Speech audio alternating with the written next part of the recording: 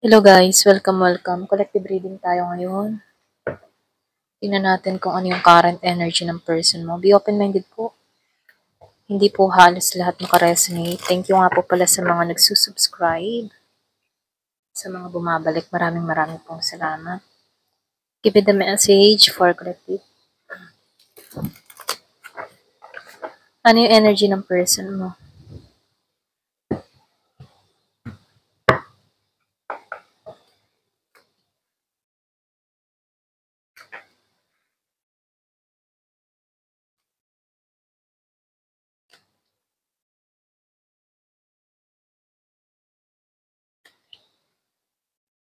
Sobrang hirap na sitwasyon niya dito. Okay, ito na yung nakikita ko, no? Malakas dito yung Virgo, Capricorn, Taurus. Meron din dito na Scorpio, Cancer, and Pisces. Meron ding Aries, Leo, Sagittarius, and Gemini, Aquarius, and Libra. Pero malakas dito, Earth sign. Okay? Virgo, Capricorn, Taurus. So, nakikita ko dito, itong taong ito, no? Itong mga nagdaang araw, buwan, mga nakalipas na buwan. Hindi siya masaya dito, okay? Hindi siya masaya sa kinalalagyan niya. Meron tong mga pinagdadaanan sa buhay na gusto niyang magkaroon ng pagbabago. Meron siyang mga pinagdadaanan sa buhay niya na ikinalulungkot niya dahil ikaw mismo ay walang kinikilos or wala kang paramdam mula sa tao na to. Okay? So, ito yung gusto niya mangyari. So, lumalabas din dito kahit itong tao na to ay gusto kang puntahan, gusto kang suyuin, or gusto kang yung ayusin yung connection niyo dito, hindi niya magawa kasi mismong siya, hindi niya kayang isalba yung sarili niya dito. Okay? Pwedeng meron tong mga pinagdadaanan sa buhay na sobrang hirap na kung saan hindi siya nagiging masaya dito, okay? Yung iba sa inyo, nakikitaan ko dito, meron ditong naubos or nabankrupt or pwede rin sabihin na may nalustay sa kanya, okay? Kung bakit dito, hindi siya masaya. So, yung iba sa inyo, pwedeng meron tong naitalo, kung mahilig to sa sugal, or kung mahilig to sa mga bisyo-bisyo, meron ditong nagpapaubos ng kanyang ipon o ng kanyang kaperahan, okay? Or pwede rin sabihin na kahit may trabaho siya, kulang at kulang pa din dahil meron tong bisyo, okay?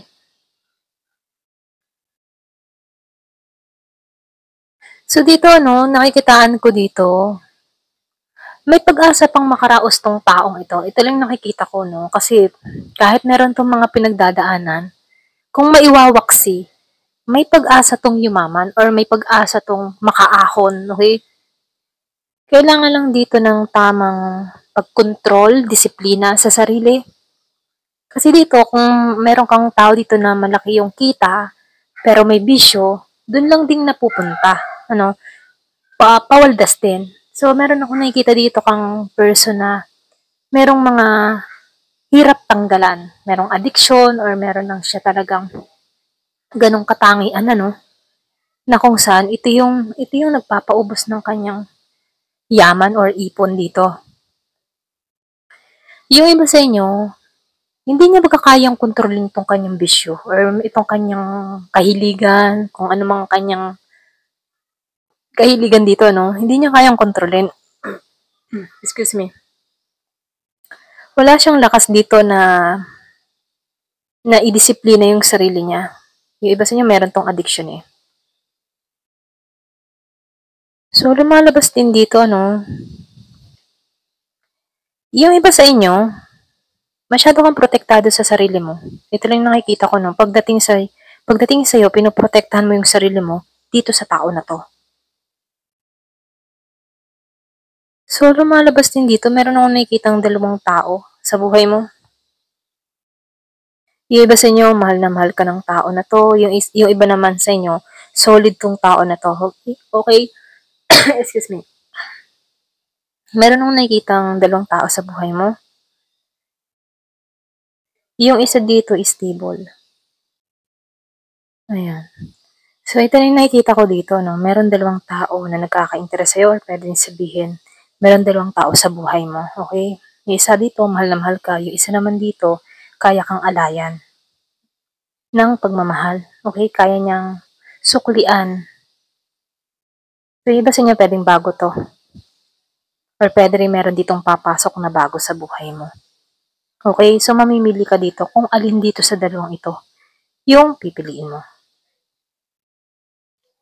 So, ito yung naghihintay sa'yo dito sa future, no? Meron dalawang taong papasok sa buhay mo.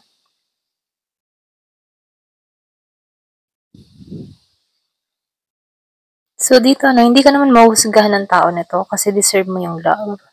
Deserve mo yung respeto dito. Pwede rin sabihin, yung isa dito makakaunawa sa sitwasyon mo.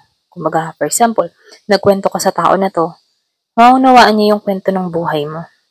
Lahat ng mga pinagdaanan mo, okay? Nakikitaan ko dito matured.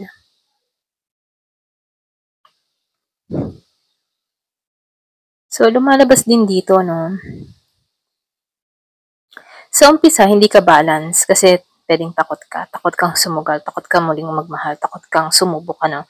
Hindi ka balance dito, no? Pero ganun pa man, sinasabihan ka dito, no? Magtiwala ka kasi ginagabayan ka dito sa tamang direksyon na tatahakin mo. So, nakikitaan ko dito, itong connection na parating sa'yo dito, okay? Nakikitaan ko dito ay balance, pareho kayo, or pwede rin sabihin na may pakikipagkasundo, okay? So, lumalabas din dito, no? Yung iba sa inyo, darating to sa panahong hindi ka na nasasaktan. Ayan. So, ito rin nakikita ko. Yung iba naman sa inyo, meron lang ditong susugal muli sa'yo. Gusto makipagkasundo or pwede rin sabihin na gusto makipagbate. Okay, ito rin nakikita ko dito, no? Meron ditong compromise na mangyayari sa Three of Cups. Pero ganun pa man, nasa sa'yo yung desisyon dito kung tatanggapin mo to. So, nakikitaan ko rin dito, hindi balance eh. Hindi ka naging balance or pwede sabihin, meron ka ditong magaganap sa'yo bago dumating tong tao na to. Nakikitaan ko dito, mag-aalinlangan ka. Okay? Andun yung justice eh. So, naka-reverse pa to, hindi ka balance eh. Okay? Ito lang nakikita ko sa'yo.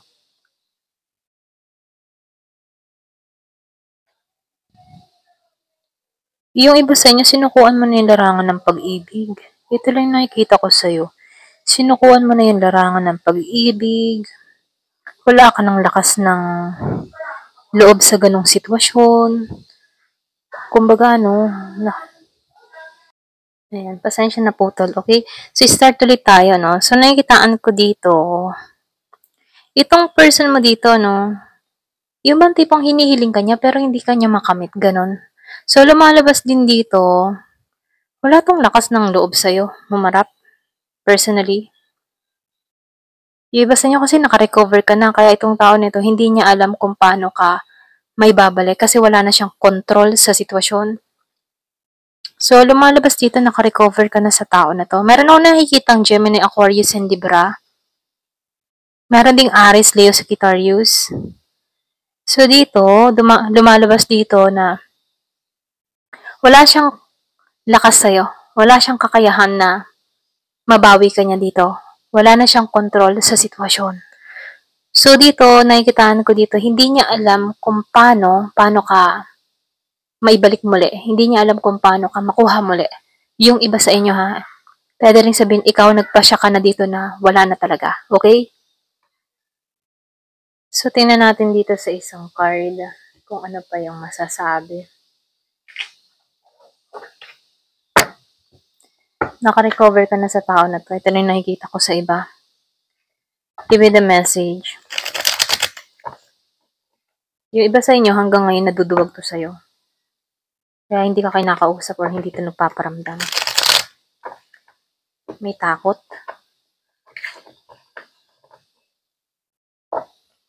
Kasi itong tao nito, alam din niya yung kahihinatnan niya kapag tumungo sa'yo. Kaya hindi to nagpaparamdam or hindi to kumikilos sa'yo. Takot to sa'yo. Ayan. Give me the message.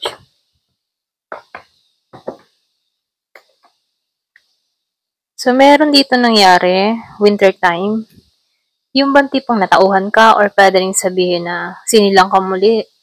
Yung pakaramdam mo, ibang tao ka. Ganon. So, pwedeng nagkaroon ka ng realization, winter time, December, or November. So, may karma dito, no? Lumabas tong karma. Ito na yung time para sa balance. So, nakikitaan ko dito, marireceive mo yung justice para sa'yo. At yung may atraso sa'yo, merong karma dito. Cause and effect sa mga ginawa sa'yo. Okay? So, lumalabas dito, patungo ka sa balance na hindi mo inaasahan to. Okay? So, yung iba sa inyo, meron kang nililikha para sa sarili mo. Focus ka sa sarili mo, paglago. Kumbaga, andun yung solid foundation mo. Kumbaga, yung iba sa inyo, focus ka sa kabuhayan mo or pwede rin sabihin sa pang sarili mo. Kumbaga, nagiging kang matatag dito. Ayan o, kung makikita mo dito yung bato. Para bang hinuhubog muli yung sarili mo. Andun yung katatagan mo.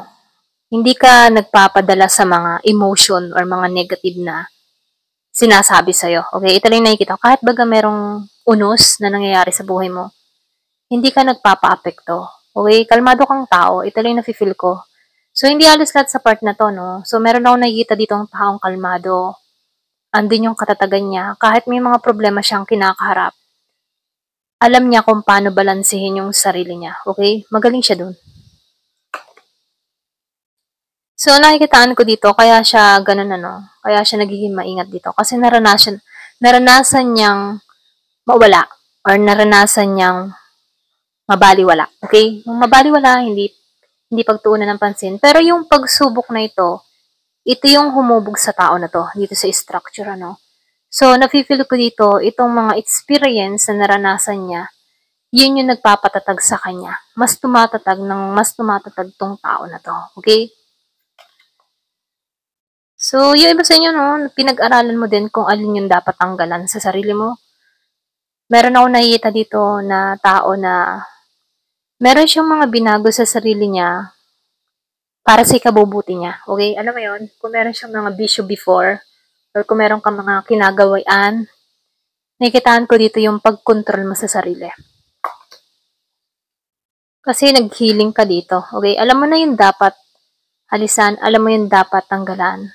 Patuloy na patuloy ka pa rin na naghihilom sa mga experience na naranasan mo. Alam mo na kung ano ang dapat gawin. Okay? So, nakikitaan ko dito, meron kang mga nagagawa sa sarili mo na kung saan nabibigla ka din dahil kaya mo pala. Okay?